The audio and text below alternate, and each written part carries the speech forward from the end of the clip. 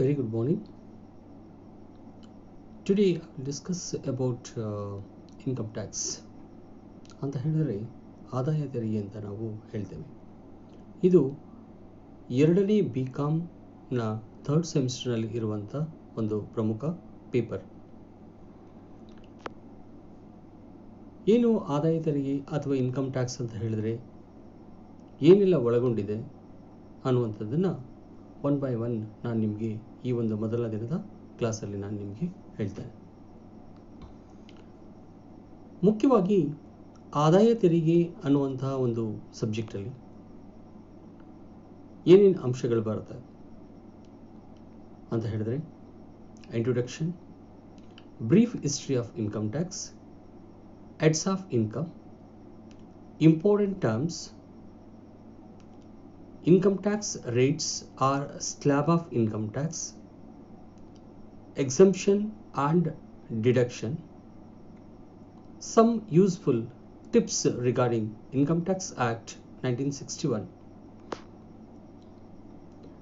ಮೊದಲಿಗೆ ನಾವು ನೋಡೋಣ ಇನ್ಕಮ್ ಟ್ಯಾಕ್ಸ್ ಅಂತ ಹೇಳಿದ್ರೆ ಏನು. Tax is a part of the individual earning which is required to be paid to the government in order to generate revenue. It is a mandatory liability for every citizens of country. There are two types of income tax. One is direct, another is indirect tax. So income tax comes under direct tax. ಯಾವ ಒಬ್ಬ ವ್ಯಕ್ತಿ ದೇಶದಲ್ಲಿ ವಾಸವಾಗಿರ್ತಾನೆ, ಅವನು ವಾಸವಾಗಿರ್ತಂದ ಅವನ ಒಂದು ಆದಾಯದ ಮೂಲಗಳ ಮೂಲಕ ಅವನು ವರ್ಷದಲ್ಲಿ ಏನೆಲ್ಲ ಸಂಪಾದನೆ ಮಾಡ್ತಾನೆ ಅದಕ್ಕೆ ತೆರಿಗೆಯನ್ನು ಕಟ್ಟಬೇಕಾಗುತ್ತೆ. ಈ ತೆರಿಗೆ ಅಂತ ಬರುವಂತಹ ಪದ ಪ್ರತಿ ವರ್ಷ ಭಾರತ ಸರ್ಕಾರ ಅಂತ ಹೇಳಿದ್ರೆ ಕೇಂದ್ರ ಸರ್ಕಾರದಲ್ಲಿ ಮಂಡಿಸಲ್ಪಡುವಂಥ ಫೈನಾನ್ಸ್ ಬಿಲ್ನ ಒಂದು ಕರಡು ಪ್ರತಿಯನ್ನ ಮೂಲಕ ಈ ಒಂದು ಇನ್ಕಮ್ ಟ್ಯಾಕ್ಸ್ ರೇಟ್ಸ್ ಡಿಸೈಡ್ ಆಗುತ್ತೆ. ಯಾಕೆಂತ ಹೇಳಿದ್ರೆ ಯಾವ ವ್ಯಕ್ತಿಗಳು ಆದಾಯ ತೆರಿಗೆಯನ್ನು ಅವರು ಕಟ್ಟಬೇಕಾಗತ್ತೆ, ಅದಕ್ಕೆ ಇರುವಂಥ ಕ್ರೈಟೀರಿಯಾಗಳು ಏನು ಅನ್ನುವಂಥದ್ದನ್ನು ಕೂಡ ನಾವು ಈ ಒಂದು ಸಂದರ್ಭದಲ್ಲಿ ನೋಡಬೇಕಾಗುತ್ತೆ. ಹಾಗಾದರೆ ಇನ್ಕಮ್ ಟ್ಯಾಕ್ಸ್ ಏನಕ್ಕೋಸ್ಕರ ರಿಕ್ವೈರ್ಮೆಂಟ್ ಇದೆ? ಇನ್ಕಮ್ ಟ್ಯಾಕ್ಸ್ ಕಟ್ಟಲೇಬೇಕಾ? ಕಟ್ಟಲಿಲ್ಲ ಅಂದರೆ ಏನಾಗುತ್ತೆ? So income tax is a main source of income for the government. Tax money use in the initiating various welfare and other activities. ಏನಂತ ಹೇಳಿದ್ರೆ ಸರ್ಕಾರಕ್ಕೆ ಆದಾಯ ತೆರಿಗೆ ಅನ್ನುವಂಥದ್ದು ತುಂಬ ಪ್ರಮುಖವಾದದ್ದು. ಈ ಆದಾಯ ತೆರಿಗೆಯ ಮೂಲಕವೇ ಅನೇಕ ಕಲ್ಯಾಣ ಕಾರ್ಯಕ್ರಮಗಳು ಅಂತ ಹೇಳಿದ್ರೆ ವೆಲ್ಫೇರ್ ಆಕ್ಟಿವಿಟೀಸ್ಗಳನ್ನು ಸೆಂಟ್ರಲ್ ಗವರ್ನಮೆಂಟ್ ಮಾಡುತ್ತೆ. ಮುಖ್ಯವಾಗಿ ಏನನ್ನ ಮಾಡ್ಬೋದು ಅಂತ ಹೇಳಿದ್ರೆ ಪ್ರೊವೈಡಿಂಗ್ ಹೆಲ್ತ್ ಕೇರ್ ಫೆಸಿಲಿಟಿ ಅಂದರೆ ಆರೋಗ್ಯಕ್ಕೆ ಸಂಬಂಧಪಟ್ಟಂಥ ಅನೇಕ ಫೆಸಿಲಿಟಿಗಳನ್ನು ಇಲ್ಲಿ ಇನ್ಕಮ್ ಟ್ಯಾಕ್ಸ್ ಇಂದ ಬರುವಂತಹ ಆದಾಯದ ಮೂಲಕ ಕೇಂದ್ರ ಸರ್ಕಾರ ಕೈಗೊಳ್ಳುತ್ತೆ. Providing education through the government schools where fees negligible. ಇಲ್ಲಿ ಮುಖ್ಯವಾಗಿ ನಾವು ನೋಡಬೇಕಾಗಿರುವಂಥದ್ದು ಸರ್ಕಾರಿ ಶಾಲೆಗಳಲ್ಲಿ ಶುಲ್ಕ ವಿನಾಯಿತಿಯನ್ನು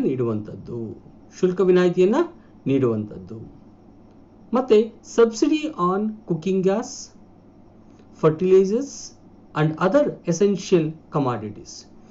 ಅತ್ಯವಶ್ಯಕವಾಗಿರುವಂತಹ ವಸ್ತುಗಳ ಮೇಲೆ ರಿಯಾಯಿತಿಗಳನ್ನು ನೀಡ್ತಾರೆ. ನಿಮಗೆಲ್ಲ ಗೊತ್ತಿರ್ಬೋದು, ಇವತ್ತಿನ ದಿನದಲ್ಲಿ ಅಡುಗೆ ಅನಿಲ ಇದೆ. ಅಡುಗೆ ಅನಿಲಕ್ಕೂ ಕೂಡ ಸಬ್ಸಿಡಿ ರಿಯಾಯಿತಿಯನ್ನು ಕೊಡ್ತಾರೆ. ಮತ್ತು ಫರ್ಟಿಲೈಸರ್ಸ್ ಅಂತ ಹೇಳಿದ್ರೆ ಫಾರ್ಮರ್ಸ್ಗಳು ಖರೀದಿ ಮಾಡುವಂಥ ಅನೇಕ ರಸಗೊಬ್ಬರಗಳ ಮೇಲೆ ರಿಯಾಯಿತಿಗಳನ್ನು ಕೊಡ್ತಾರೆ. ಇದು ಸೆಂಟ್ರಲ್ ಗವರ್ನಮೆಂಟ್ ಅಂತ ಹೇಳಿದ್ರೆ ಕೇಂದ್ರ ಸರ್ಕಾರದ ಒಂದು ಕಾಯ್ದೆಯಲ್ಲಿ ಅದಕ್ಕೆ ಆದಂತಹ ಅನೇಕ ನಿದರ್ಶನಗಳನ್ನು ಇಂಪ್ಲಿಮೆಂಟನ್ನು ಮಾಡಿರ್ತಾರೆ. Salary and pensions to the lakhs of government employees. ಸರ್ಕಾರಿ ನೌಕರರಿಗೆ ವೇತನವನ್ನು ಕೊಡಬೇಕಾಗತ್ತೆ, ಸಂಬಳವನ್ನು ಕೊಡಬೇಕಾಗತ್ತೆ, ರೆಮ್ಯುನರೇಷನ್ಸನ್ನು ಕೊಡಬೇಕಾಗತ್ತೆ.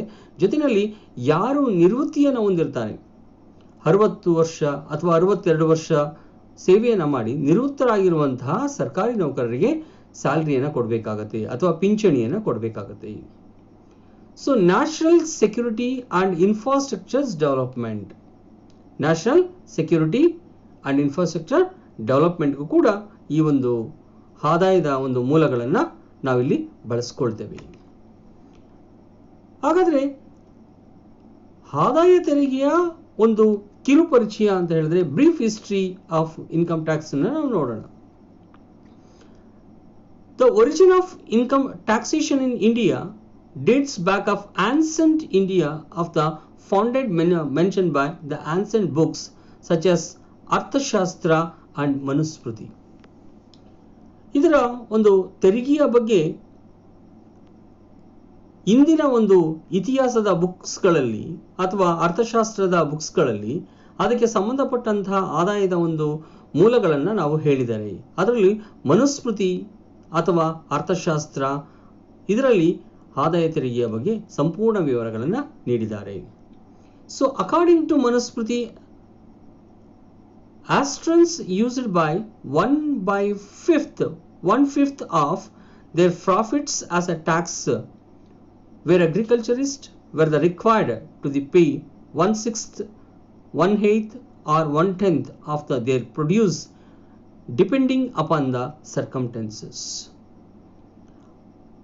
ಅಗ್ರಿಕಲ್ಚರ್ಗಳಿಂದ ಬರ್ತಾ ಇರುವಂಥ ಒಂದು ಆದಾಯವನ್ನು ಗಮನದಲ್ಲಿ ಇಟ್ಕೊಂಡು ಅವ್ರು ಏನು ಮಾಡಬೇಕಾಗತ್ತೆ, ಟ್ಯಾಕ್ಸನ್ನು ಕಟ್ಟಬೇಕಾಗತ್ತೆ.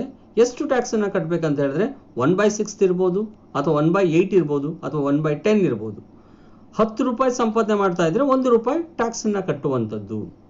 8 ರೂಪಾಯಿ ಸಂಪಾದನೆ ಮಾಡ್ತಿದ್ರೆ 1 ರೂಪಾಯಿ ಟ್ಯಾಕ್ಸನ್ನು ಕಟ್ಟುವಂಥದ್ದು.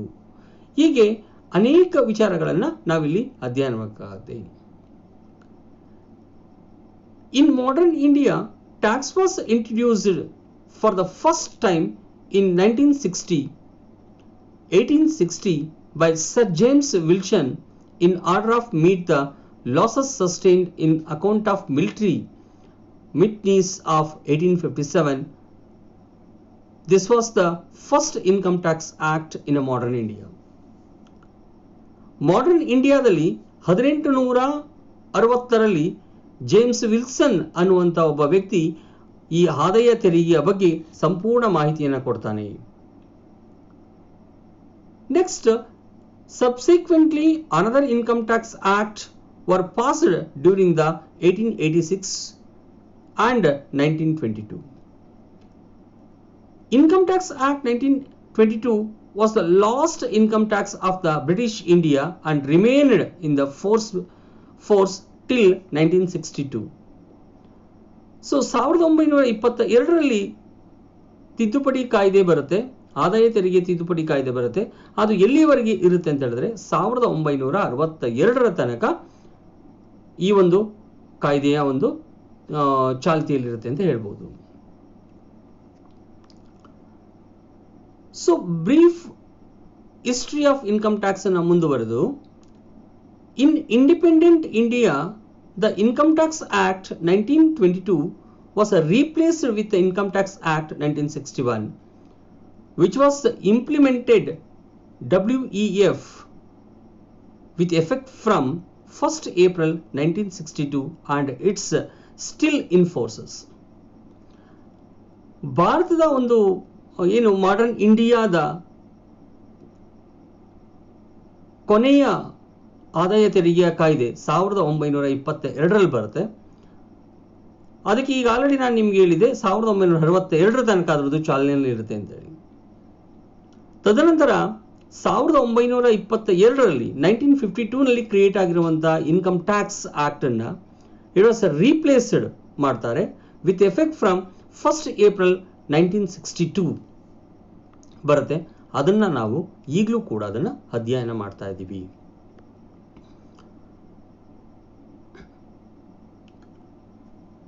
Next, since 1962, several amendments of the far-reaching nature have been made in Income Tax Act by the Union Budget every year.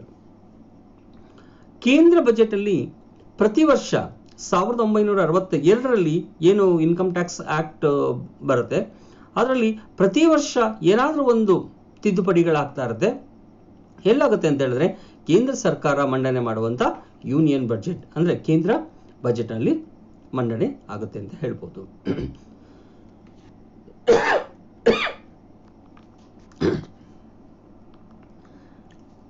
Next, ಮುಖ್ಯವಾಗಿ ನಾವು ಆದಾಯ ತೆರಿಗೆನಲ್ಲಿ ಪ್ರಮುಖವಾಗಿ 5 ಹೆಡ್ಸ್ಗಳನ್ನು ನೋಡ್ತೇವೆ. ನಾವು ಏನಪ್ಪ ಹೆಡ್ಸ್ ಅಂತ ಹೇಳಿದ್ರೆ, ಒಂದು ಆದಾಯದ ಮೂಲಗಳು 5 ಮೂಲಗಳಿಂದ ಬರುತ್ತೆ ಅಂತ ಹೇಳ್ತೀವಿ ನಾವು. 5 ಹೆಡ್ಸ್ಗಳ ಮೂಲಕ ಬರುತ್ತೆ. Income from salary, income from house property, income from business and profession, income from capital gains, income from other sources. ಹಾಗಾದ್ರೆ ಇಲ್ಲಿ ಮುಖ್ಯವಾದ ಟರ್ಮ್ಸ್ ಏನ್ ಬರುತ್ತಪ್ಪ? What are the terms? ಏನಿದೆ ಟರ್ಮ್ಸಸ್ ಅಂತ ಹೇಳಿದ್ರೆ, SSC, assessment year and previous year, residential status, gross total income, deduction total income. ಇದಿಷ್ಟು ಮುಖ್ಯವಾದಂಥ ಒಂದು ಟರ್ಮ್ಸ್ ಅಲ್ಲಿ ಬರುವಂಥದ್ದು. ಏನು ಅಸೆಸ್ಸಿ ಅಂತ ಹೇಳಿದ್ರೆ, what is the meaning of assessee?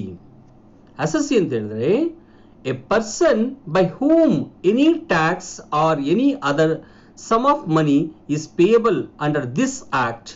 In simple term, as assessee, it means taxpayers.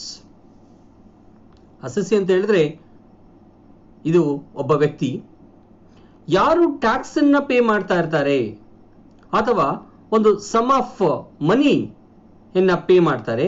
As per the income tax act 1962, 1962ರ income tax act ಪ್ರಕಾರ ಯಾರಾದರೂ ಆ ಒಂದು ಆಕ್ಟ್ ನ ಪ್ರಕಾರ ಅಮೌಂಟ್ ಅನ್ನ ಕಟ್ತಾ ಇದ್ರೆ, ಪೇ ಮಾಡ್ತಾ ಇದ್ರೆ ಅಥವಾ ಟ್ಯಾಕ್ಸ್ ಅನ್ನ ಪೇ ಮಾಡ್ತಾ ಇದ್ರೆ ಅವರಿಗೆ ನಾವು ಟ್ಯಾಕ್ಸ್ ಪೇಯರ್ಸ್ ಅಂತ ಹೇಳ್ತೀವಿ, ಆರ್ ಅಸೆಸ್ಸಿ ಅಂತ ಹೇಳ್ತೇವೆ. ಹಾಗಾದ್ರೆ assessment year and previous year ಅಂತ ಹೇಳಿದ್ರೆ ಏನು? ಅಸೆಸ್ಮೆಂಟ್ ಇಯರ್ ಅಂತ ಹೇಳಿದ್ರೆ ನಾವು ತೆರಿಗೆ ವರ್ಷ ಅಂತ ಹೇಳ್ತೀವಿ. ಪ್ರೀವಿಯಸ್ ಇಯರ್ ಅಂತ ಹೇಳಿದ್ರೆ ಇಂದಿನ ವರ್ಷ. ಇಂದಿನ ವರ್ಷದಲ್ಲಿ ನಾವುಗಳು ದುಡಿದಿರುವಂತ ಅಥವಾ ನಾವು ಮಾಡಿರುವಂತಹ ಆದಾಯವನ್ನ ಅಸೆಸ್ಮೆಂಟ್ ಇಯರ್ ನಲ್ಲಿ ಟ್ಯಾಕ್ಸ್ ಮೂಲಕ ನಾವು ಪಾವತಿಸ್ತೇವೆ. Assessment year means the period of starts from April 1st to ending 31st of March of the next year. Previous year means the financial year immediately before the assessment year. Assessment year ಬರ್ಲಿಕ್ಕಿಂತ ಮುನ್ನ ಇರುವಂತದ್ದು financial year ಅಥವಾ previous year ಅಂತ ನಾವು ಹೇಳ್ತೇವೆ. Next, important ಅಂಶಗಳನ್ನು ನಾವೇನ್ ಮಾಡ್ತೇವೆ ಅಂತ ಹೇಳಿದ್ರೆ, residential status. There are 3 types of residential status of assessee as per the Income Tax Act 1961. 1961ರ ಆದಾಯ ತೆರಿಗೆಯ ಪ್ರಕಾರ 3 ತರನಾದ ಅಸೆಸ್ಸಿಗಳನ್ನ ನಾವು ನೋಡ್ತೇವೆ. ಯಾರಿದ್ದಾರೆ ರೆಸಿಡೆನ್ಷಿಯಲ್ ಸ್ಟೇಟಸ್? 3 ತರನಾದ ಅಸೆಸ್ಸಿಗಳನ್ನ ನಾವು ನೋಡ್ತೇವೆ. Number 1 resident, number 2 non resident, number 3 resident but not ರೆಸಿಡಿಂಗ್ in India. ಅಂದ್ರೆ ಅವನು ಭಾರತ ವಾಸಿಯಾಗಿರ್ತಾನೆ ಅನ್ನುವಂಥದ್ದು, ಭಾರತದ ವಾಸಿಯಾಗಿಲ್ಲ ಅನ್ನುವಂಥದ್ದು, ಅವನು ಭಾರತದ ವಾಸಿಯಾಗಿದ್ರು ಕೂಡ ಅವನು ಭಾರತದಲ್ಲಿ ವಾಸ ಇಲ್ಲ.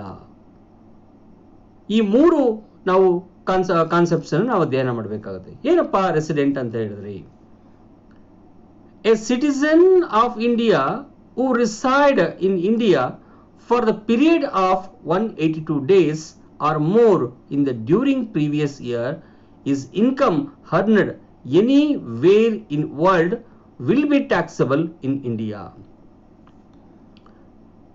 182 ದಿನಕ್ಕಿಂತ ಹೆಚ್ಚು ಒಂದು ದೇಶದಲ್ಲಿ ಅವನು ಇದ್ರೆ ಅವನನ್ನ ನಾವೇನ್ ಮಾಡ್ತೇವೆ, ರೆಸಿಡೆಂಟ್ ಅಂತ ಕನ್ಸಿಡರ್ ಮಾಡ್ತೀವಿ. ಅದು ಏನಂತ ಹೇಳಿದ್ರೆ, ಇಡೀ ಪ್ರಪಂಚದಲ್ಲಿ ಅವನು ಎಲ್ಲಿ ಬೇಕಾದ್ರೂ ದುಡಿಲಿ, ಆದರೆ ಅವನಿಗೆ ನಾವು ಭಾರತದಲ್ಲಿ ಟ್ಯಾಕ್ಸ್ ಆಗಿರ್ತೀವಿ. ಕಾರಣ ಏನಂತ ಹೇಳಿದ್ರೆ, ಆ ಒಂದು ಪ್ರೀವಿಯಸ್ ಇಯರಲ್ಲಿ ಅವನು 182 ಡೇಸ್ ಅವನು ಸ್ಟೇ ಇನ್ ಇಂಡಿಯಾ, ಭಾರತದಲ್ಲಿ ವಾಸ ಇದ್ದರೆ ಅವನು ಟ್ಯಾಕ್ಸನ್ನು ಕಟ್ಟಬೇಕಾಗತ್ತೆ. ಸೊ ನಾನ್ ರೆಸಿಡೆಂಟ್ ಅಂದರೆ NRI ಅಂತ ಹೇಳ್ತೀವಿ. Income earned in India only will be subject to the income tax of India. ಒಂದು ಆದಾಯ ಬರ್ತಾ ಇದೆ ಭಾರತಕ್ಕೆ, ಅದು ಯಾವ ಮೂಲಕ ಅಂತ ಹೇಳಿದ್ರೆ ಇನ್ಕಮ್ ಟ್ಯಾಕ್ಸ್ ಇಂಡಿಯಾ ಮೂಲಕ. ಇನ್ಕಮ್ ಟ್ಯಾಕ್ಸ್ ಇಂಡಿಯಾ ಮೂಲಕ ಅದು ಆದಾಯ ಬರ್ತಾ ಇದೆ ಅನ್ನುವಂಥದ್ದು. Next, resident but not residing on in India. ಇಲ್ಲಿ citizens of India who stayed in India for less than 182 days during the previous year, his or her income rising outside India may also be taxable of India. 182 ದಿನಕ್ಕಿಂತ ಕಡಿಮೆ ಅವನು ಭಾರತದಲ್ಲಿ ವಾಸವಿದ್ದು ಬೇರೆ ಕಡೆ ಅವನ ಆದಾಯವನ್ನು ತಗೊಳ್ತಾ ಇದ್ರೆ ಅವನನ್ನು ನಾವು resident but not ರೆಸಿಡಿಂಗ್ in India, ಅದರಲ್ಲಿ ಅವನು ಟ್ಯಾಕ್ಸ್ ಕೂಡ ಅವನು ಕಟ್ಟಬೇಕಾಗತ್ತೆ. ಸೊ ನೆಕ್ಸ್ಟ್ ಟರ್ಮ್ ಯಾವುದು ಅಂತ ಹೇಳಿದ್ರೆ ಇಂಪಾರ್ಟೆನ್ಸ್ ಟರ್ಮ್ಸ್ ಅಂತ ನಾವು ಹೇಳ್ತೀವಿ. ಒಂದು gross total income, next deduction, next total income. ಇಲ್ಲಿ ಹೇಳ್ತೀವಿ ಗ್ರಾಸ್ ಟೋಟಲ್ ಇನ್ಕಮ್ ಅಂತ ಹೇಳಿದ್ರೆ the IT comprises sum of the income earned through all the 5 heads of income without any deduction, without any deductions. Deductions ಅಂತ ಹೇಳಿದ್ರೆ the amount which is allowed to be deducted from the gross income, total income before the determining tax liability of assessee such as capital, certain savings and donations ಅಂತ ಹೇಳ್ತೀವಿ. The last one, total income. Total income, it is the gross total income deduction. This is the net taxable income of assessee. Net taxable income of assessee. ಹಾಗಾದ್ರೆ ಭಾರತದಲ್ಲಿ ಪ್ರಸ್ತುತ ಇರುವಂತ ಆದಾಯ ತೆರಿಗೆಯ ದರಗಳು ಅಂತ ಹೇಳಿದ್ರೆ ಸ್ಲ್ಯಾಬ್ಸ್ಗಳು ಏನಿದೆ ಅನ್ನೋದನ್ನ ನಾವು ನೋಡೋಣ. ಇಲ್ಲಿ ಮುಖ್ಯವಾಗಿ ನಾವು 3 ತರನಾದ ಅಸೆಸಿಗಳನ್ನು ನೋಡ್ತೀವಿ. ಒಂದು ಜನರಲ್ ಅಸೆಸಿ ಬಿಲೋ 60 ಇಯರ್ಸ್, ಇನ್ನೊಂದು senior citizen 60 years below 80 years, next very senior citizen above 80 years ಅಂತ ನಾವು ಹೇಳ್ತೇವೆ. ಇಲ್ಲಿ ಮುಖ್ಯವಾಗಿ ನಾವು ಜನರಲ್ ಅಂದ್ರೆ ಬಿಲೋ 60 ಇಯರ್ಸ್ನಲ್ಲಿ ಟ್ಯಾಕ್ಸ್ ರೇಟ್ಸ್ಗಳಿರುತ್ತೆ ಅಂತ ಹೇಳಿದ್ರೆ 2,50,000 ತನಕ ಯಾವುದೇ ಒಂದು ಟ್ಯಾಕ್ಸ್ ಇರೋದಿಲ್ಲ. ತದನಂತರ 2,50,000ದಿಂದ 5 ಲಕ್ಷ ಅಂತ ಹೇಳಿದ್ರೆ 5 ಲಕ್ಷದಲ್ಲಿ ಮೊದಲ 2,50,000 ಯಾವುದೇ ತೆರಿಗೆ ಇಲ್ಲ ಅಂತ ಹೇಳಿದ್ರೆ ಉಳಿದಂತ ಒಂದು ತೆರಿಗೆ ಅಮೌಂಟ್ ಏನಿದೆ ಅದು 5% ಆಗಿರುತ್ತೆ. ನೆಕ್ಸ್ಟ್ 5ರಿಂದ 10 ಲಕ್ಷದ ಒಳಗೆ ಇದ್ರೆ ಅದು 20% ಆಗುತ್ತೆ. 10 ಲಕ್ಷ ಮೇಲ್ಪಟ್ಟು ಇದ್ರೆ ಅದು 30% ಆಗುತ್ತೆ. ಹಾಗೆ ಸೀನಿಯರ್ ಸಿಟಿಸನ್ಸ್ ಅಂತ ಬಂದಾಗ ಅಪ್ ಟು 3 lakhs ಯಾವುದೇ ಟ್ಯಾಕ್ಸ್ ಇರೋದಿಲ್ಲ. ಹಾಗೆ 3ರಿಂದ 5 ಲಕ್ಷ ಬಂದದ್ದು 5% ಇರುತ್ತೆ. 5ರಿಂದ 10% 20% ಇರುತ್ತೆ. ಹಾಗೆ ಅಬೌಟ್ 10 lakhs ಅಂತ ಹೇಳಿದಾಗ 30% ಇರುತ್ತೆ. ಸೊ ಅದೇ ರೀತಿ very senior citizens above 80 years ಅಂತ ಹೇಳಿದಾಗ ಅಪ್ ಟು 5 lakhs ಯಾವುದೇ ಒಂದು ತೆರಿಗೆ ಇಲ್ಲ. 5ರಿಂದ 10 20% ಹಾಗೆ ಅಬೌಟ್ 10 lakhs 30% ಅನ್ನುವಂಥದ್ದು. ಸೊ ಹೀಗೆ ಈ ಒಂದು ಟ್ಯಾಕ್ಸ್ ರೇಟ್ಸ್ಗಳನ್ನು ನಾವು ಅಧ್ಯಯನ ಮಾಡಬಹುದು. ಸೊ ಇಲ್ಲಿಯವರೆಗೆ ನಾವು ಆದಾಯ ತೆರಿಗೆಗೆ ಸಂಬಂಧಪಟ್ಟಂತ ಒಂದು ಬ್ರೀಫ್ ಹಿಸ್ಟ್ರಿಯನ್ನು ನಾನು ನಿಮಗೆ ಡಿಸ್ಕಸ್ ಮಾಡಿದ್ದೇನೆ. ಮುಂದಿನ ತರಗತಿಯಲ್ಲಿ ನಾನು exemptions and deductions of the income tax act 1961 ಪ್ರಕಾರ ಏನು ಎಕ್ಸಂಪ್ಷನ್ಸ್ ಮತ್ತು ಡಿಡಕ್ಷನ್ಸ್ಗಳಿದೆ ಅನ್ನೋದನ್ನು ಮುಂದಿನ ತರಗತಿಯಲ್ಲಿ ನಾನು ಮಾಡ್ತೇನೆ. Thank you very much.